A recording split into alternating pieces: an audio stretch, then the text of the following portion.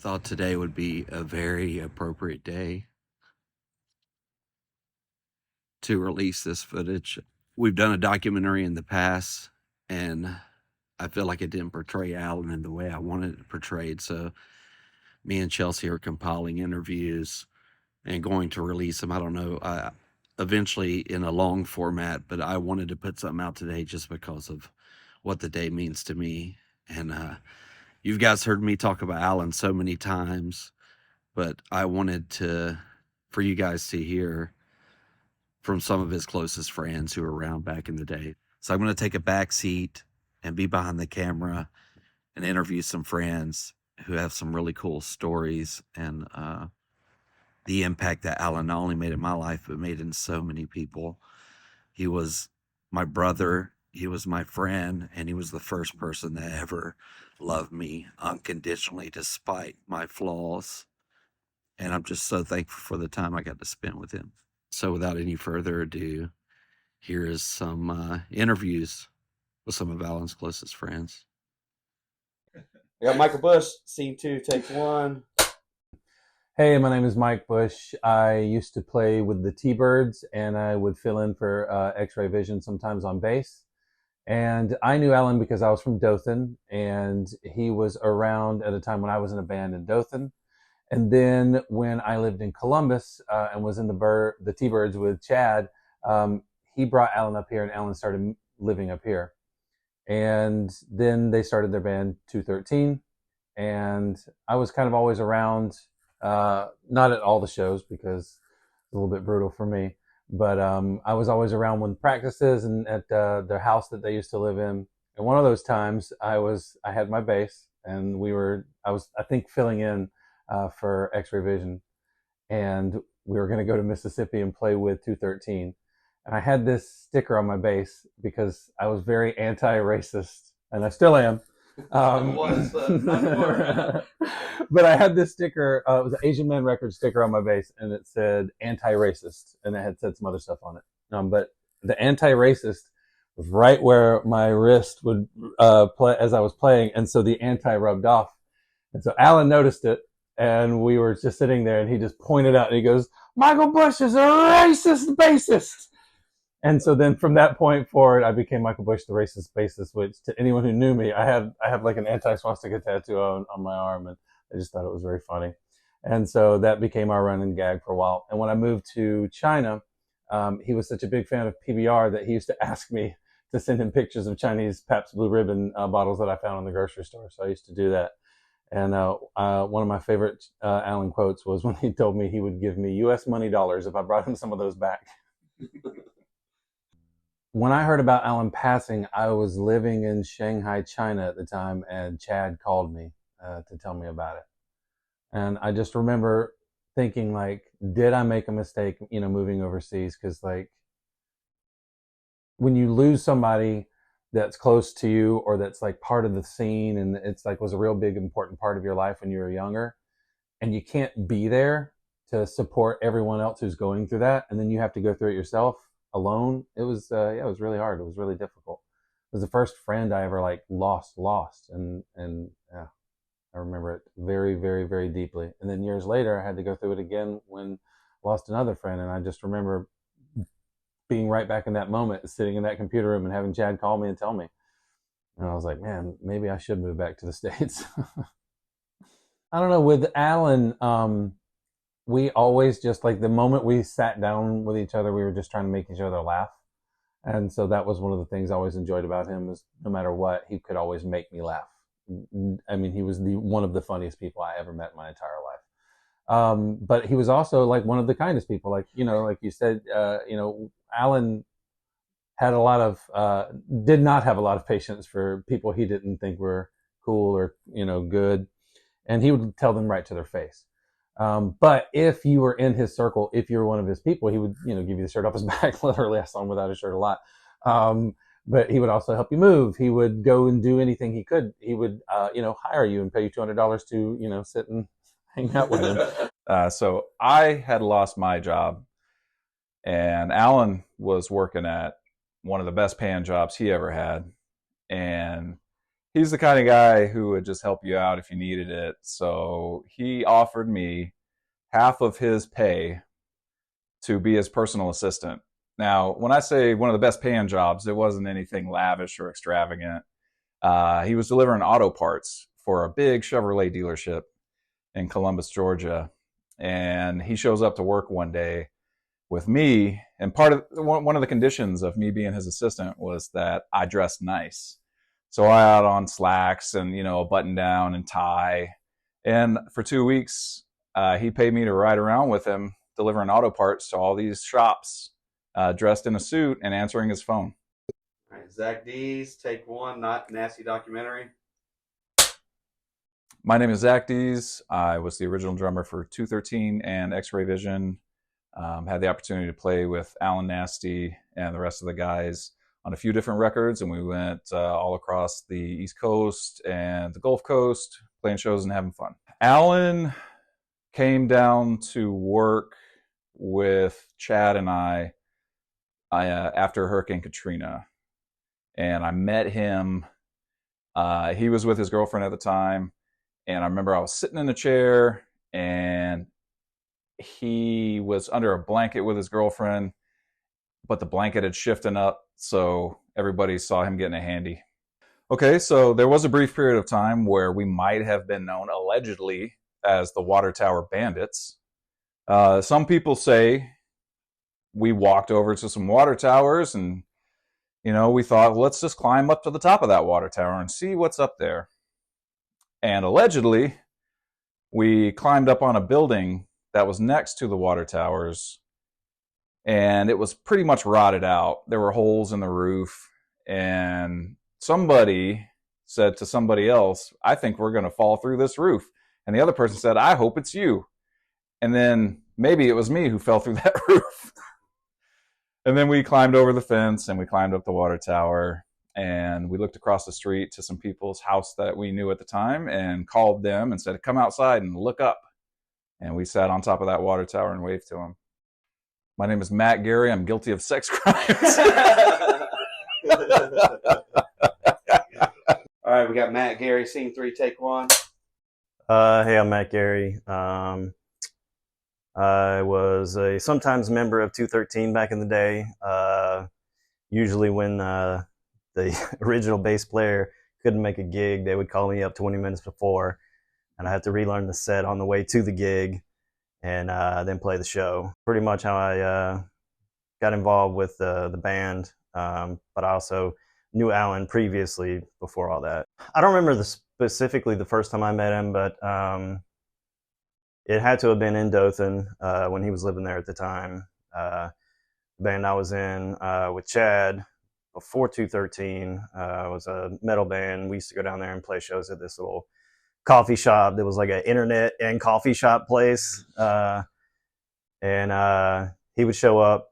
We kind of met him when he would come to shows. And then I remember just over time, we would show up, hang out, talk to him. And then he kind of would help us out promoting shows coming up. We'd give him a stack of flyers, and then, he'd pass them out for the next show. And then eventually I met him again when he moved up to Columbus and started hanging out with all of us. I didn't really get to know Alan until he moved to Columbus, and just really started hanging out with him because he was kind of in the same friend group that we were in, a lot of bands playing together.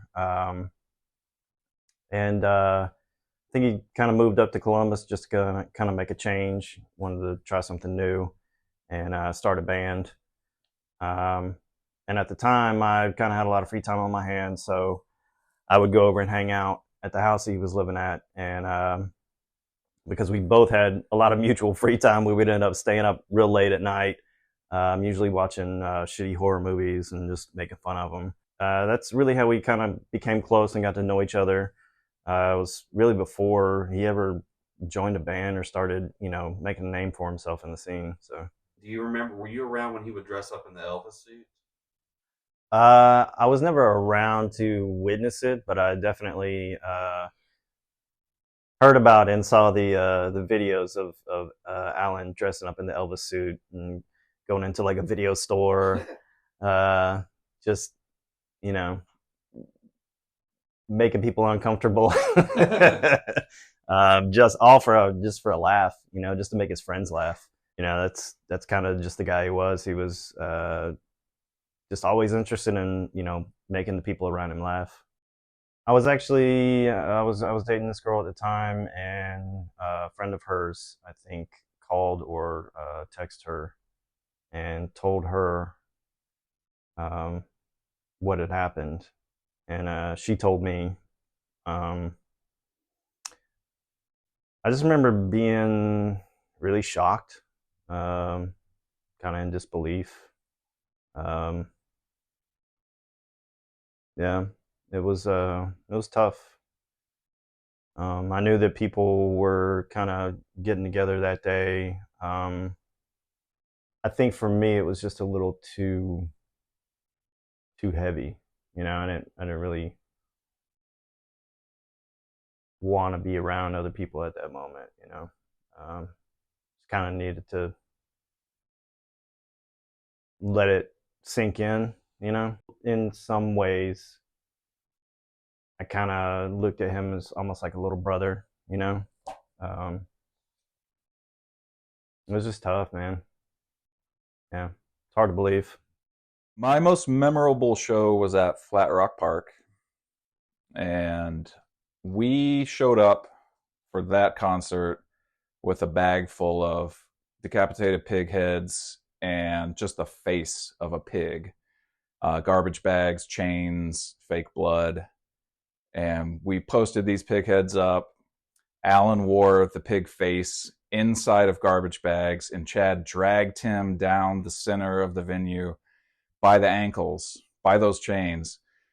We rang out, did our intro. Alan rips out of the garbage bags, and he's wearing this pig mask. Not for long. He said it smelled god awful. So he pulled that off pretty fast. We start playing our set. We get to the point in the set where we usually ask the crowd if they're willing to pay money to do things to the band. So usually that was like belt hits on the back, with a studded belt. If somebody paid $1 or $2, they could hit Alan on the back with a studded belt as hard as they wanted. We used to get a little bit of money out of that. And this time, pig heads, pig mask, chains, blood. What was the average age of people that attended this show? I'd say the average age of people that attended that show Allegedly was definitely over 18.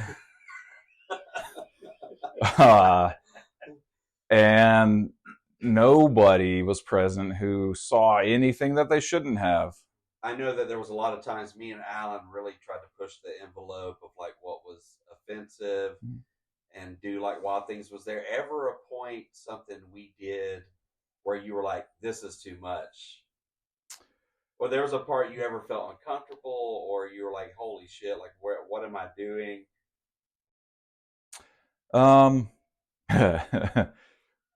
We were in Florida, Mississippi, I believe. We were playing a show at a small little dive bar. It could have been Florida. It was Florida. You talking about the fight? Yeah. Okay. So yeah, we were in Florida then, and we're playing a little bar, little dive bar, and the regular patrons were there. We were setting up, and they were kind of looking like they weren't really sure what was going to go on and weren't liking what it was shaping up to be.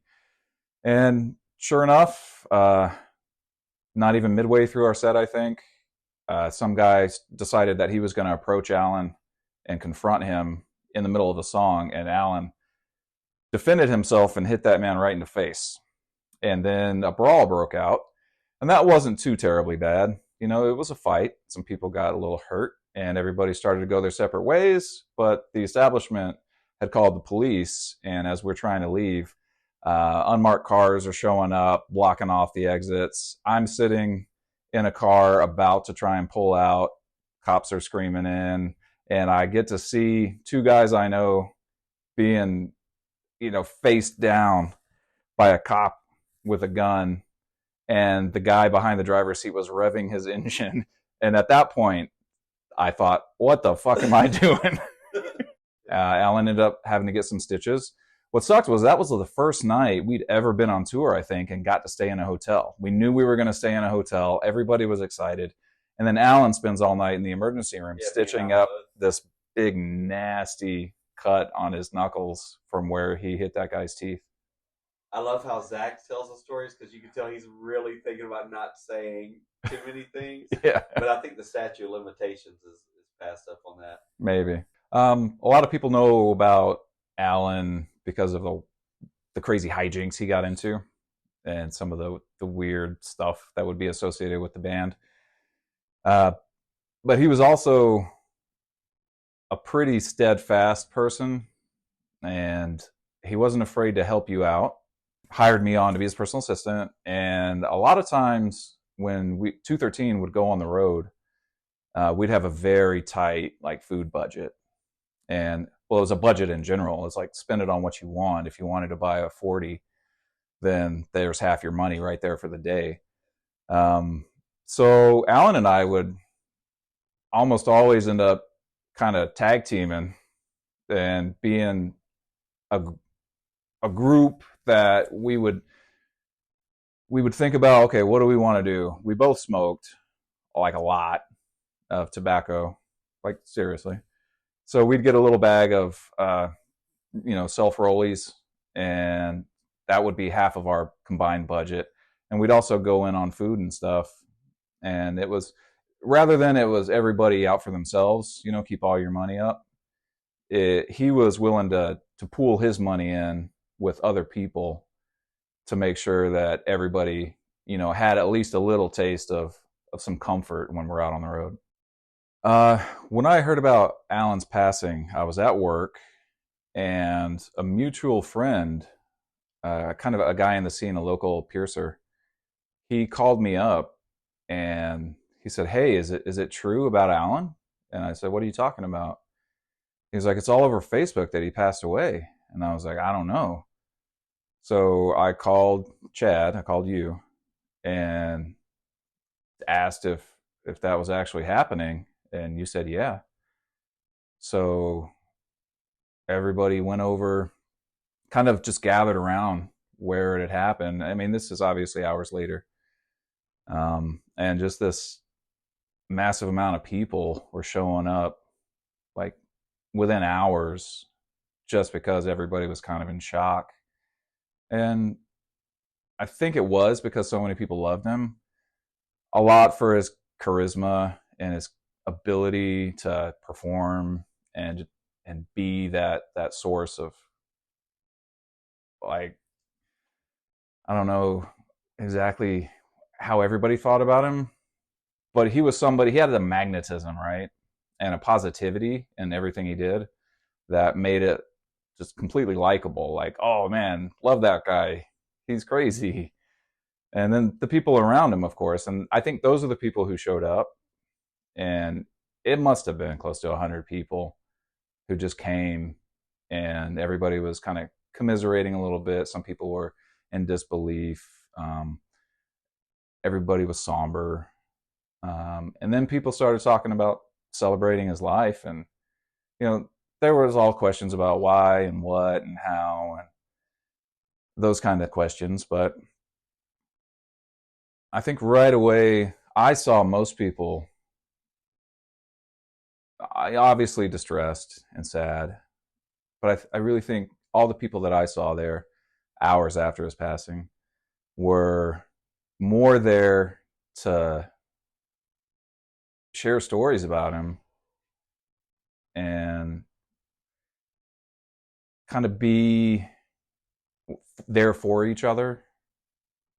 I know Alan would have been a person like that, if anybody else had that happen, he would have been somebody there talking him up. Hey, remember when this happened? And let's all. Everybody had this sense of family, and it was,